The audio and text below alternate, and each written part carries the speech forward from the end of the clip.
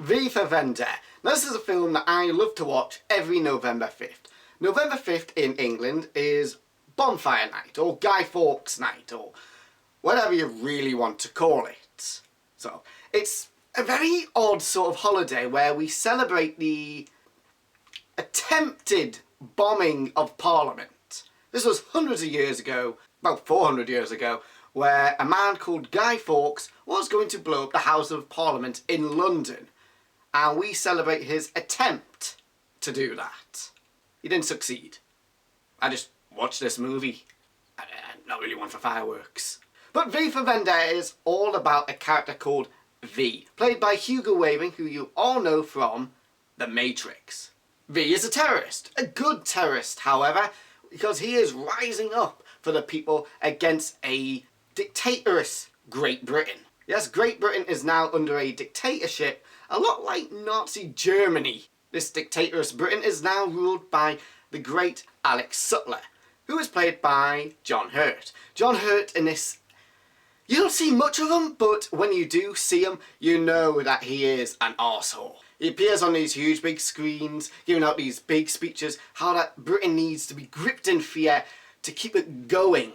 Now V for Vendetta is based on the comic series. Now I haven't dabbled into the comic series, I know of them, but they are very different. V in the comics, you don't know if he's a good guy or a bad guy or just some crazed nut. In the films, you know he is a good guy who loves killing people. Though then again, all the people he kills, like it's justified killing, they're all bad guys really. But we never see V. We never see under the mask, we never see what he looks like. Which, you know, I really like. It leads to the audience's imagination of what does this guy look like? We know that he was burnt alive. It probably looks like Aaron Eckhart's Dark Knight Two-Face, to be honest. He probably looks like that underneath, but it wouldn't be a pretty sight, to be honest. One thing about this film is, don't expect it to be an action movie. It is not an action movie. It's a political movie first, action movie second. The film also stars Natalie Portman as Evie Hammond. Evie has quite a long story arc in this. You find out a lot more information about her throughout the film, and this changes her character so much from what we see at the beginning to the end. We find out that as a child she lost her parents and her little brother to Sattler's government. What happened was, for Sattler to get in power, they caused a terrorist attack on their own country. Now, Britain in this film, it's one of the leading superpowers. The rest of the world, something has happened to it. America isn't doing very well. There's been some kind of catastrophe, and Britain's the leading power in the world now. And for Adam Sattler to get into power, he caused these terrorist attacks on 3 sites. Scary enough, 2 years after this film, there was a tube bombing, which was used within the film, a water treatment plant, and a school. And these all had an effect on Evie's life. Evie's little brother happened to be at one of the schools that was picked to have this virus, this terrorist virus, released, killing him and causing her parents to then protest against this new fascist government, which in the end ended up having them black-bagged. Now we all know that term black-bagged. Once the black bag goes over, you are never seen again. And this changed Evie from a small child to growing up.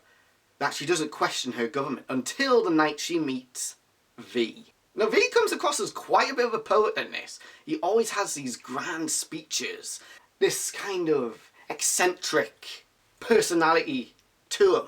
And he just brings this so forward. And funny enough, does this all within body language. Also with tone of voice, but again, it's very hard to bring this kind of character to life when you don't have a face. There is no kind of facial features for V except of the mask. Now while I did say that the film is a sort of a political sort of movie, the action's brilliant. Again, this film is brought to you by the people that made The Matrix. Everyone classes the first Matrix as brilliant. We'll just go with that first Matrix. But in this, you can see that that kind of action style has been used for V for Vendetta. There are some great shots of action in this movie, especially during the Old Bailey scene, the final stand, and then Parliament.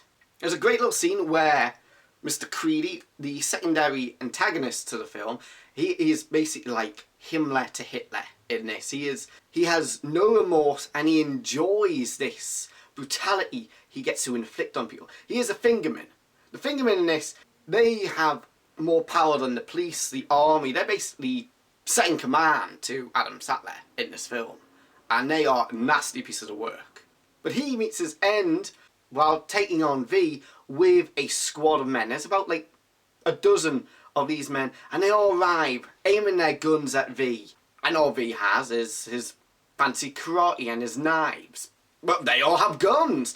Well, as V would put it... Now, what you have are bullets, and the hope that when your guns are empty, I'm no longer standing, because if I am, you'll all be dead before you've reloaded. Yes! They get their asses kicked, and this is one hell of a sequence. This is sort of the sequence that kind of blows you away. Because we've seen V fight, but we haven't seen him fight like this. And it does give a great message. Ideas are bulletproof. Sort of. Anyone can have an idea and anyone can do anything with that idea. They just have to fight for it. So will I be watching V for Vendetta this November 5th? You bet you. It's one hell of a movie. And it's a great day to actually watch it. But yes, I would recommend this movie. If you haven't seen it, why haven't you? Don't watch the end sequence of this video. See this movie. This Guy Fawkes Day. Or night. Whatever you want to call it. It's a fucking weird holiday. So V for Vendetta, have you seen it? What did you think of it?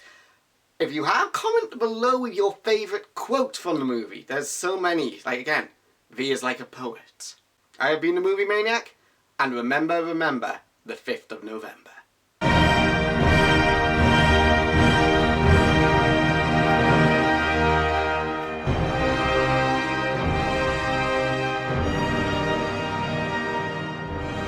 That music. Yes. His music.